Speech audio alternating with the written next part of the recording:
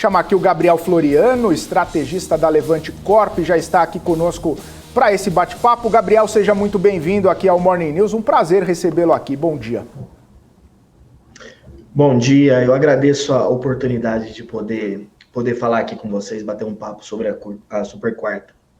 Pois é, Gabriel, todo mundo esperando a Super Quarta, esperando os pronunciamentos, né, de Jerome Powell e depois o comunicado. O que a gente viu é que os bancos centrais estão adotando uma postura muito hawkish, né, muito dura, querendo combater a inflação que está crescente, principalmente em vários lugares do globo. E aí, né, logo depois do Fed, a gente viu aquela movimentação de baixa nas bolsas internacionais, principalmente lá nos Estados Unidos. Aqui no Brasil a gente viu isso também. Eu queria uma análise sua sobre essas movimentações, né, principalmente uma queda bastante acentuada logo depois do comunicado, um respiro ali, enquanto o Powell falava, depois caiu novamente, né, as bolsas caíram novamente. Os investidores, operadores do mercado vão buscando detalhes ali para entender o contexto, entender a situação, o cenário, para ver o que fazer daqui para frente. Queria que você fizesse uma análise dessas movimentações, por gentileza. Os dois comunicados foram hawkish em alguma medida e trouxeram pouca novidade. Tá? Eu acho que a maior novidade em relação ao Fed, se trata do tom mais enfático sobre o compromisso de fato, entregar a meta no próximo ano. Tanto é verdade que quando a gente compara os dois comunicados, o referente a julho e esse, pouca ou nenhuma alteração foi feita, de modo mais fundamental. Gabriel, aqui no Brasil... Tá, fica à vontade. Era isso que eu ia falar, aqui no Brasil... Então... Aqui no Brasil estava largamente também precificado a interrupção do ciclo de alta, mas eu diria que a grande novidade é a manutenção da porta aberta para, caso haja a desancoragem da expectativa daqui em diante, o comitê fazer um ajuste adicional ou retomar seu ciclo de alta. Vale notar que pela primeira vez desde o Ilan, né, a gente pôde observar votos dissonantes no comitê. Parece que eles abandonaram esse instrumento de consenso que foi inaugurado pelo Ilan. Isso é particularmente relevante porque no último ano, por exemplo, pode ter acontecido muita coisa na política econômica brasileira, menos consenso. No entanto, o comitê preferia comunicar de modo coeso a decisão. Então é interessante porque a gente consegue olhar de modo mais suave movimentações na percepção da autoridade monetária sobre o que ela entende ser adequada, conforme um diretor ou outro com determinado perfil ou outro bota em separado. Tá? Vale dizer que lá nos Estados Unidos os diretores eles são consideravelmente mais vocais, de modo que a gente consegue traçar um perfil mais hawkish ou mais dovish de cada qual, e aqui eles guardam um tom mais institucional, que pode agora começar a ser melhor diagnosticado com esses dissensos anunciados no comunicado. Gabriel, eu queria aprofundar um pouquinho mais sobre essa questão da não unanimidade, que a gente estava até acostumado, né? Desde 2016, sempre decisão unânime, parecia que havia aquele consenso, que uma conversa, um convencia o outro, falava para o outro, olha, vamos por esse caminho e tudo mais, e todo mundo aceitava. Mas também eu li algumas questões referentes a essa falta de consenso, de que seria uma sinalização para o mercado de que, olha, a gente não está no consenso aqui justamente porque as coisas precisam ser olhadas com lupa, as coisas precisam ser olhadas dia após dia. Então vamos deixar do jeito que está, mas daqui para frente a gente pode elevar o juro. E aí tira, né, toda aquela expectativa de começar a cair o juro já no primeiro semestre do ano que vem, colocando mais para frente e até mesmo podendo subir o juro. Essa visão, ou pelo menos essa análise, pode ser verdadeira, pode ser levada em consideração, o Banco Central tentando passar um recado para o mercado? Eu acredito que não se trata simplesmente de divergência de diagnóstico, né? Novamente, Nos últimos 2 anos, a gente pode ter observado de tudo, mas com certeza não houve consenso nesses comitês. Em especial quando os juros foi minorado para 2%, altamente controverso do ponto de vista de política monetária. Então é difícil a gente insistir na tese de que pela primeira vez em muito tempo existe um diagnóstico diametralmente oposto ou marginalmente oposto. Muito provavelmente o que se escolheu fazer foi publicizar esse dissenso. Eu acho que tem ganhos em relação a isso. Vale dizer que quando esse consenso de modo informal foi estabelecido como instrumento de política monetária, porque nunca foi anunciado, mas a gente suspeita que seja um instrumento, as expectativas estavam altamente desancoradas. Vale dizer que a gente vinha de um ciclo de desancoragem de expectativas, deterioração das expectativas muito drástico. Então, teve a sua razão de ser, ali o Willan conseguiu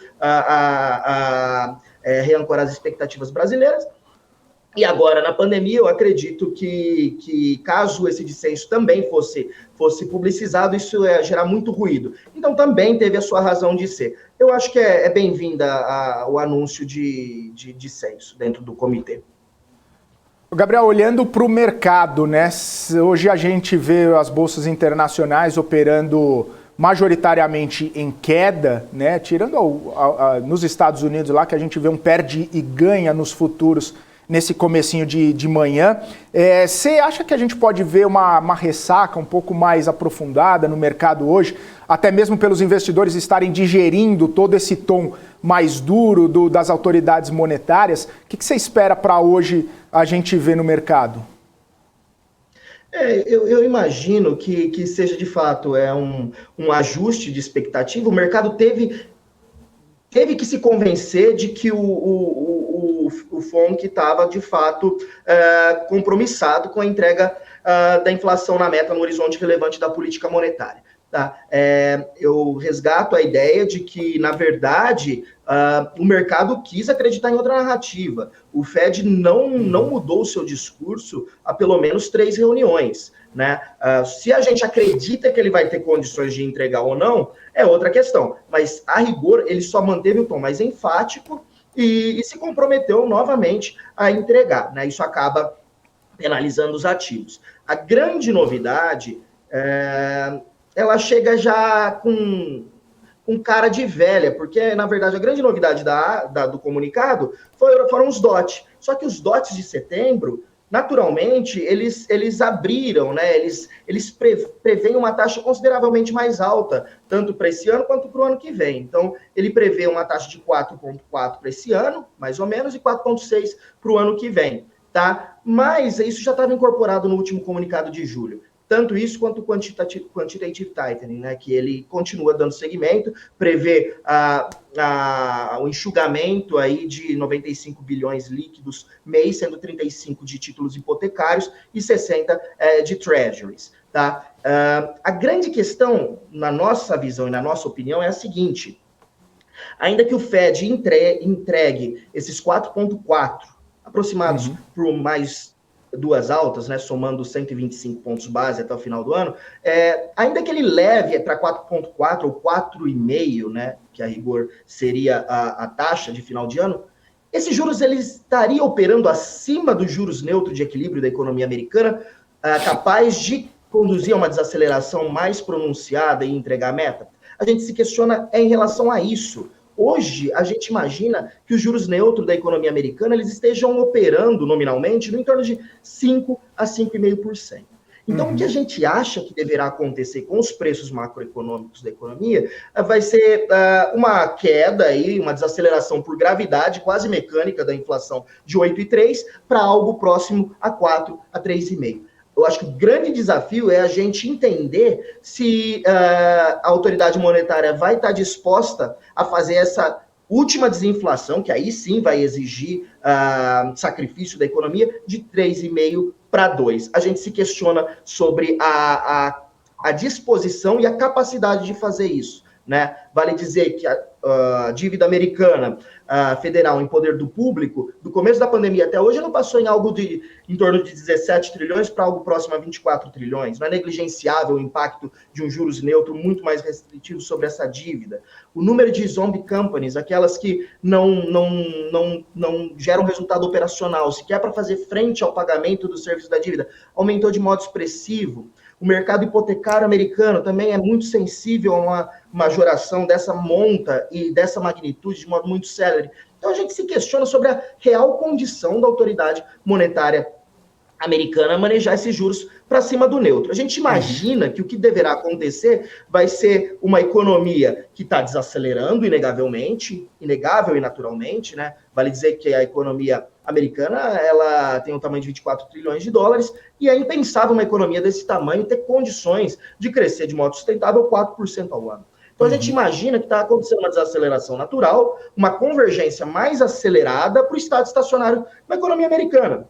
E é natural isso. A gente se questiona sobre esse fim de ciclo terminar no formato de uma recessão, tá? A economia americana segue pujante, os níveis de consumo estão bastante elevados, agora vendo uma natural, enfatizo uma natural, migração do consumo de bens duráveis para serviços na abertura pós-pandêmica, tá? Vale dizer que um colchão bastante generoso e considerável poderia conferir um pouso suave à economia americana. Tem um acúmulo de mais de 2 trilhões de dólares na economia americana do começo da pandemia até agora, acima da tendência pré-pandêmica. Então a gente acha que quando a gente observa uma série de fatores, a gente conseguiria, de fato, desinflacionar a economia americana aí de 8,6 para algo próximo a 4, tolerar uma inflação um pouco maior, né? Sem gerar crise de modo mais dramático. Gabriel, então, pelo que eu entendi, na sua visão aí, esse discurso mais duro e também esses apertos monetários mais duros, eles serviriam para dar uma ancorada na expectativa do mercado, trazer a inflação para perto da meta, mas talvez quando estiver perto da meta, o Banco Central americano não dê aquele tiro de misericórdia que poderia levar para uma recessão bem mais forte. Então, avaliaria a conjuntura nesse final de ciclo para ver se faria aquele ajuste final. Essa é a sua visão, pelo que eu entendi. Nos Estados Unidos, a gente imagina que deverá acontecer isso de fato, tá?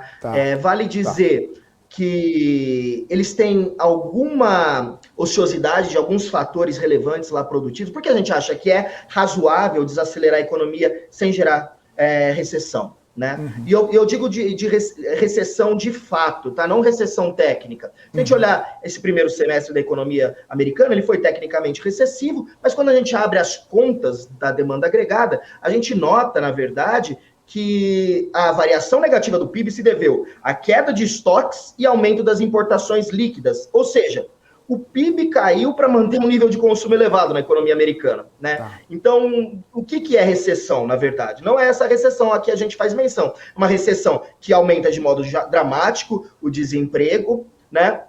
Gerando uma desaceleração brutal. Qual é o fator que está com considerável ociosidade na economia americana? Paradoxalmente, é justamente o emprego. Apesar de a gente estar operando a uma taxa historicamente baixa de desemprego na economia americana, a participação na economia americana, ela continua operando muito aquém da tendência pré-pandêmica. Ou seja, aquelas pessoas que estão dispostas a ofertar sua mão de obra no mercado de trabalho. Por que isso aconteceu? As pessoas simplesmente deixaram de procurar emprego porque receberam cheques, o nível de poupança subiu drasticamente, houve um efeito riqueza considerável derivado do avanço dos preços dos ativos financeiros e das próprias casas. As pessoas se sentiram mais ricas, elas saíram do mercado de trabalho. Agora, como a inflação está comendo a renda disponível das pessoas, os juros também se tornam um pouco mais proibitivo. A gente está tendo... Agora, ao contrário, um efeito riqueza negativo em razão de depreciação dos preços dos ativos, a gente imagina que essa população que tinha se ausentado da força de trabalho vai voltar a ofertar sua mão de obra, fazendo com que, eventualmente, os salários desacelerem, né? Então, o que a gente poderia observar? A gente poderia observar, desse modo, uma taxa de desemprego subindo, sem que a população adequada caísse, simplesmente por uma razão estatística. Teria mais gente desempregada, porque teria mais gente também procurando emprego. Então, isso parece fazer sentido, apesar de nunca ter feito sentido, muita coisa não faz sentido hoje em dia. E a taxa de participação nunca operou com essa ociosidade, igual a gente está observando hoje também. Gabriel, voltando um pouco para o Brasil aqui, apesar da perspectiva da Selic por alta por mais tempo, que acaba impactando diretamente lá no custo de capital das empresas, né? A gente sabe que nos modelos ali de valuation isso impacta bastante, e também com a perspectiva dessa Selic mais alta trazer atratividade para a renda fixa. Você vê essa atratividade, você vê que vale a pena ter ter exposição relevante na Bolsa, nas empresas aqui no Brasil, principalmente quando a gente olha o PL, que está em níveis baixíssimos, o PL da Bolsa, inclusive? Sem dúvida. O Brasil oferece, no nosso entendimento, bastante oportunidade, tá? Mais por uma composição em nosso momento de ciclo de juros do que por conta de méritos propriamente nossos, né? Eu me explico. Hoje, o Brasil interrompeu seu ciclo de juros, né? Está em antecipação, então a gente não deve continuar sofrendo de modo muito dramático por descontos de múltiplo, né? Que vem acompanhados normalmente de avanço na taxa de desconto, né, e aproximados pela curva longa. Se a gente imaginar que essa curva longa brasileira ela não incorpora de modo determinante o risco fiscal, a gente poderia, adicionalmente, ter uma correção de múltiplo.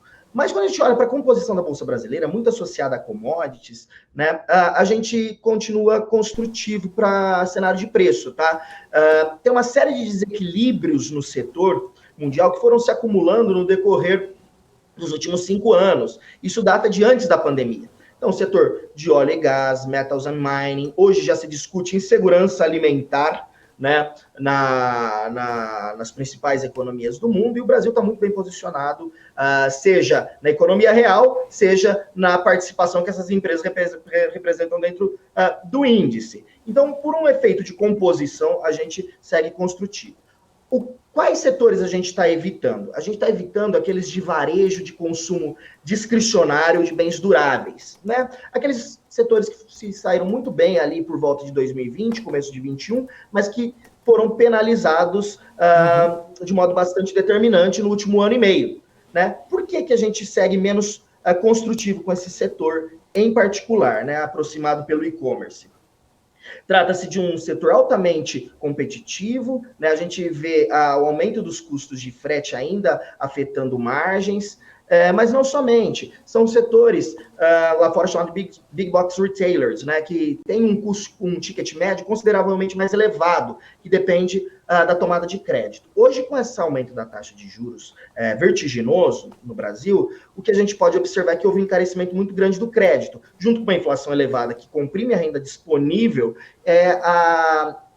o panorama para esses setores não é tão construtivo no nosso entendimento. Além disso, ele partiu de uma base muito desafiadora no pandêmico, né? O que aconteceu? As pessoas elas não podiam consumir serviços, elas concentraram o consumo no tempo justamente nesses bens, né? E a exceção de uma pequena parcela, o brasileiro médio não compra um celular por ano, uma geladeira por ano, um micro-ondas por ano, um bem durável por ano. Então, assim, a gente acha que todos esses fatores afetam tanto as top lines de receita, né? Seja por juros, seja por estreitamento da renda disponível, né? Seja as linhas intermediárias operacionais por conta de frete, aumento dos custos operacionais, ou as linhas inferiores dos balanços dessas empresas em razão de alta de juros, que acaba também comprometendo um pouco a parte financeira desses balanços. Na parte de consumo no Brasil, a gente segue construtivo, com shoppings, tá, mais associados à média e alta renda, e a atacarejo, que tem uma capacidade de repassar preço de modo mais célere. Então, a gente hoje é mais construtivo, com ciclo de commodities global, E na economia doméstica, a gente tem mantido exposição no varejo de vestuário e shoppings, tá? Para equilibrar a carteira, a gente gosta também de adicionar elétricas para conferir estabilidade de voo ao portfólio, tá? Em relação ao risco de China afetar de modo muito dramático ao setor de commodities, a gente enfatiza que a situação para essas empresas de commodities, aqui eu falo de modo mais abrangente, é ímpar. Não se trata de uma replicação de outros ciclos. A condição dessas empresas é muito particular, né? Então, elas estão muito melhor capitalizadas do que em outros momentos, elas desalavancaram de modo bastante sustentável e não têm previsões de gasto em CAPEX muito vultosos. Então, elas estão em uma condição diferente também. Ademais, a gente relativiza esse impacto muito pronunciado de economia chinesa sobre esses ativos de modo inexorável. Por quê? A gente está passando por uma mudança no grid elétrico, né, que vai demandar muitos investimentos de infraestrutura, e também a gente está observando um movimento de desglobalização, ou seja, o que é chamado de onshoring, né, é trazer a indústria, repatriar a indústria. Isso vai demandar, muito provavelmente, muita matéria-prima. Certo. Gabriel, a gente, não pode deixar de falar do que está acontecendo na Europa, né? Também com essa situação de inflação, a guerra também que está se avizinhando lá e escalando a tensão. Você deixou muito claro, né, que consumo aqui no Brasil, que o cenário doméstico do Brasil está bastante interessante, que também tem preferência por algumas questões aí de commodities por conta de cenário internacional, que pode trazer algum benefício para a carteira. Como que você vê a relação de empresas brasileiras que acabam sofrendo, ou pelo menos tendo alguma exposição ou impacto do consumo ou da demanda lá na Europa? Isso pode trazer alguma consequência ruim para empresas brasileiras? Isso pode ter algum impacto negativo no cenário de empresas brasileiras? Tem empresa que exporta, tem empresa industrial que exporta bastante para a Europa ou tem algum tipo de ligação. Como que você vê essa relação, Gabriel? A gente acha que a Europa ela está flertando inegavelmente com um cenário de estagflação. Muito dificilmente ela vai conseguir surpreender positivamente nesse aspecto.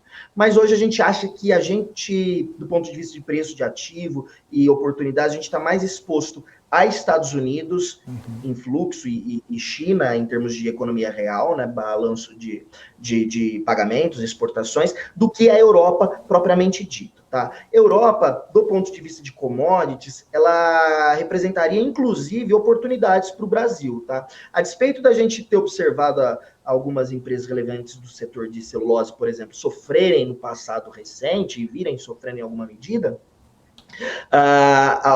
o leste europeu é um dos principais fornecedores de madeira para a Europa. E a Europa é uma relevante consumidora de celulose, né? Então, tanto está mais cara a energia lá para conseguir produzir, porque é altamente intensivo em energia, quanto eles não têm madeira, né? E isso vale para todas as commodities. Então, aço, madeira, né? Grãos. Então, eu vejo hoje a Europa mais como uma oportunidade da gente se inserir de modo mais privilegiado no fluxo global de comércio do que como um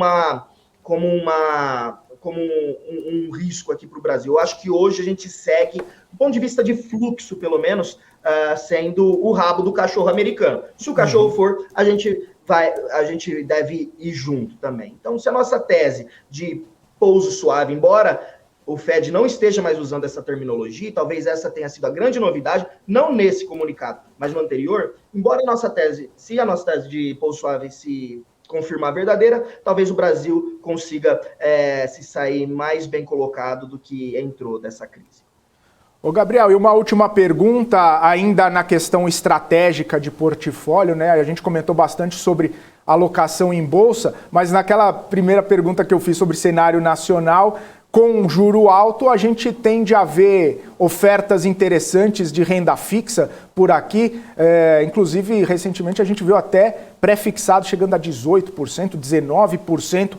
É um cenário que não se vê muito e que talvez pode representar alguma oportunidade para o investidor. Na sua visão, isso está abrindo uma janela bacana? Sem dúvida alguma, o mercado tem se aprofundado, o mercado tem se profissionalizado, se trata de um processo natural, bem-vindo e desejável, né? Eu lembro sempre que a diversificação é o único almoço grátis que a gente tem dentro do mercado. E tem vários níveis de diversificação, várias camadas. É a diversificação por classe de ativos, é a diversificação por securities, é a diversificação por geografia. Então, quando a gente vê essa oportunidade com a abertura das taxas, é mais um ativo que a gente tem que compor dentro do portfólio, né? Então, a oportunidade, tanto na parte de crédito, a gente vê emissões altamente vantajosas, quanto na parte de títulos públicos. A gente entende que essa curva está absolutamente disfuncional, seja para carregar, as taxas estão interessantes, seja para operar taticamente, eventualmente ficar aplicado na curva, doado em taxa, apostando que pode ter um esvaziamento de prêmio eventual aí no miolinho da curva, né? Então, a gente vê oportunidade em todos os mercados. O que a gente tem tentado operar de modo mais presente são mais desarbitragens e assimetrias microeconômicas do que certezas fortemente direcionais. Tá? A gente viu no passado recente que relevantes nomes da indústria de fundos tiveram que obrigadamente se reposicionar, né? Gerando danos, alguns bastante severos aí à cota. Então, a gente tenta sempre buscar essas desarbitragens, né? Então, ficar comprado em um vértice, vendido em outro, comprado em um ativo, vendido em outro que guarda alguma correlação, para a gente tentar capturar ciclos mais longos e que a gente talvez consiga enxergar de modo mais claro. Para citar aqui de modo muito simples, mas exemplificador, o que eu quero dizer com desarbitragens, né? Não raro, eu vejo nas opções do Copom, por exemplo, que são ilíquidas, tá? Não dá para operar em grande volume, mas elas trazem uma história de mercado desarbitrado, como ilíquidas que são, né? Às vezes, a gente olha no offer ali, na venda, soma inferior a 100, né? E às vezes no bid, na compra, compra superior a 100 também. Então, esse tipo de coisa. O ano passado, a gente olhava as implícitas americanas de 5 e 10 anos, e a de 5 estava operando consideravelmente abaixo da de 10 anos.